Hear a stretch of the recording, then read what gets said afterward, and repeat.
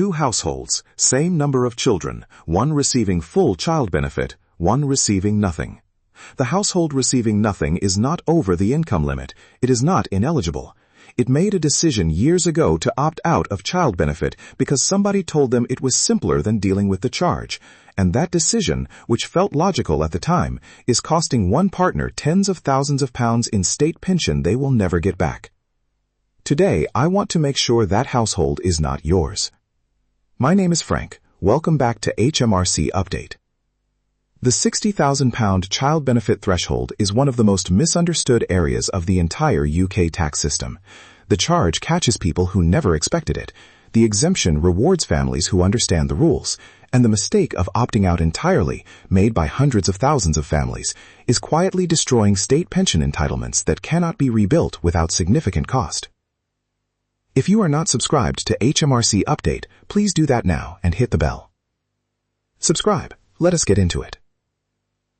From 6 April 2026, child benefit is £27.05 per week for an eldest or only child, £1,406.60 per year, and £17.90 per week for each additional child, £930.40 per year.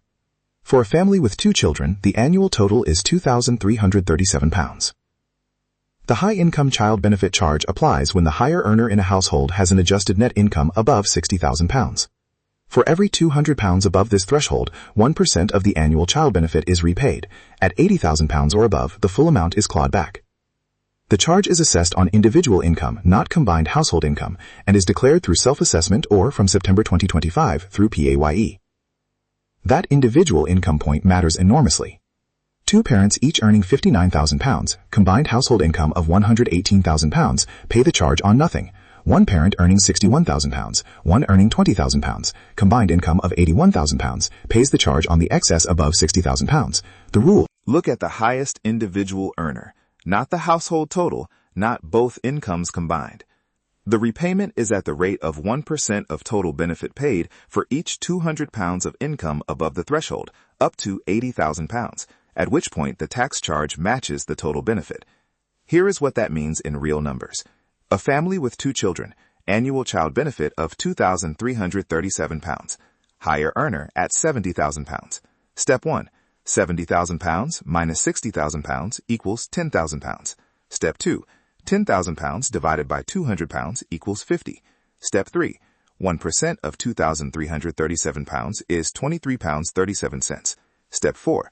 £23.37 multiplied by 50 equals £1,168.50. That family pays a charge of £1,168.50 and keeps the remaining £1,168.50 net. At £80,000, the charge is £2,337, zero net benefit. At £65,000, the charge is £584.25. The family keeps £1,752.75 net. The calculation changes significantly when adjusted net income is considered rather than gross salary, and this is where the most powerful planning tool sits. Personal pension contributions reduce your adjusted net income. Making additional pension contributions can reduce or eliminate the HICBC, effectively getting a 40% pension bonus on contributions near the threshold. A higher earner on £65,000. Child benefit of £1,406.60 for one child. Without any action, the charge is £351.65, and the net benefit is £1,054.95. A personal pension contribution of £5,000 reduces adjusted net income from £65,000 to £60,000. The charge disappears entirely. The full £1,406.60 is retained. The pension contribution of £5,000 attracts higher rate tax relief, meaning the net cost to the individual is £3,000 after relief. For £3,000 net cost, £1,406.60 in child benefit retained, £2,000 in income tax relief received, and pension wealth of £5,000 added. The combined financial benefit of that single decision exceeds £3,000 in year 1. It compounds every year the contribution continues. The same logic applies to gift aid donations. Qualifying donations made through gift aid reduce adjusted net income by the gross. Donation value. A higher earner at £62,000 who already donates £2,000 per year to charity and processes those donations through gift aid reduces adjusted net income to £60,000 and eliminates the charge entirely. No additional cost, just the correct structure. Drop a comment below if you are in the £60,000 to £80,000 income band and had not calculated what additional pension contributions would do to your charge position. Back to the change that is removing a significant burden from many families in the charge zone. Around 100,000 individuals were written to by HMRC between September and November 2025, asking them to consider switching to the new PAYA system for collecting the high-income child benefit charge.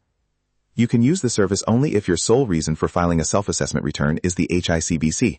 Other reasons to file still require a return. The deadline to register for the PAYA route for 2025 to 2026 is 31 January 2027. This is the change that removes the self-assessment obligation for many families.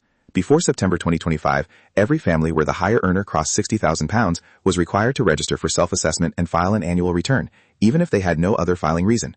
The PAYA option changes that. HMRC adjusts the higher earner's tax code to collect the charge gradually across monthly payslips. The total amount collected is identical. The January self-assessment bill is replaced by a modest monthly reduction in take-home pay. Signing up to the system ensures you do not face an unexpected tax bill. You will receive slightly less salary each month to offset the child benefit received, depending on your income level above £60,000. Some taxpayers will still need to complete a self-assessment tax return, including people whose income comes from self-employment, rental property, or other sources not captured by PAYA. If your income is entirely from PAYA employment or a private pension and your only reason for interacting with self-assessment has been the HICBC, contact HMRC on 0300 200 3100 to register for the PAYE collection route. The deadline to register for the 2025 to 2026 tax year is 31 January 2027. If you have other self-assessment obligations, the return remains mandatory, regardless. Now here is the part that costs families the most money, and that never appears in the headline coverage of the £60,000 threshold. If you claim child benefit for a child under 12, and you are not working or earning below the NI lower earnings limit of £6,396 in 2026 to 2027, you automatically receive Class 3 NI credits for each week. These credits count towards your state pension record exactly as if you had paid NI contributions. You need 35 qualifying years for a full new state pension. Families who stopped claiming child benefit altogether may be losing national insurance credits worth approximately £358 a year of state pension for each qualifying year missed. One qualifying year of NI credits, received automatically by claiming child benefit for a child under 12, adds approximately £358 per year to the state pension for life. On a 20-year retirement, that is £7,160 per qualifying year. A non-working parent who spent 6 years raising children while the family opted out of child benefit has potentially lost £42,960 in lifetime state pension income. Not taken away, never earned, because the claim was never made. Yes, in most cases you can register for child benefit but elect not to receive the payments. This costs you nothing, no charge arises, but it protects your national insurance credits towards your state pension and ensures your child automatically receives their NI number before age 16. This is the solution that most families opting out do not know exists. Claim child benefit in the name of the non-working or lower-earning partner, securing the NI credits every week, and elect not to receive the payments. Zero child benefit arrives in the bank account. Zero charge arises for the higher earner. Zero self-assessment obligation from HICBC, and the NI credits accumulate every week the claim remains active. The non-working partner's state pension record is protected. The higher earner has no charge. The family is in exactly the same cash position as not claiming, but with full NI credit protection for the lower earning partner. The fix is simple. Claim child benefit, opt into the HICBC PAYE service, or elect not to receive payments and protect the NI credits. If you opted out of child benefit in previous years and the lower earning partner has gaps in their NI record as a result, you can apply on Form CF411A to transfer NI credits to a partner retroactively. For the NI credits alone, you can apply on Form CF411A to have credits applied retroactively, even years later. It is a tedious process but worth doing if you took a long career break. Contact HMRC to request the form and confirm which years can be addressed. There is one more urgent deadline. If you started earning more than £60,000 in 2025 to 2026, you should register for self-assessment by 5 October 2026. You will need to file your return and pay any tax due by 31 January following the end of the relevant tax year. 5 October 2026 is 6 weeks away. If your income crossed £60,000 for the first time during 2025 to 2026 and your household receives child benefit, that registration deadline applies to you now. Missing it does not make the charge disappear. It adds a late registration penalty on top of the charge. register at gov.uk immediately or notify HMRC of your intention to use the PAYE route instead.